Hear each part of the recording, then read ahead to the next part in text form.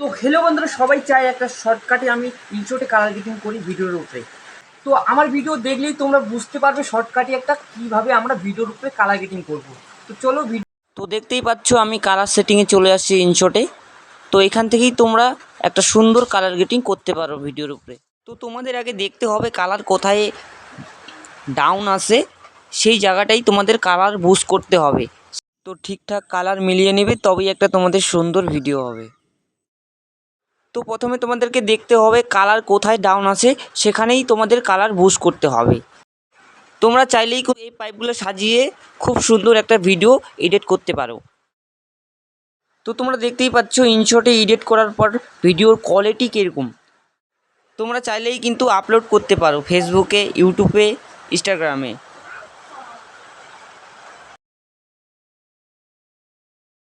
তোমরা চাইলেই কিন্তু এই সেটিংটা ইউজ করে খুব সুন্দর সুন্দর ভিডিও এডিট করতে পারো।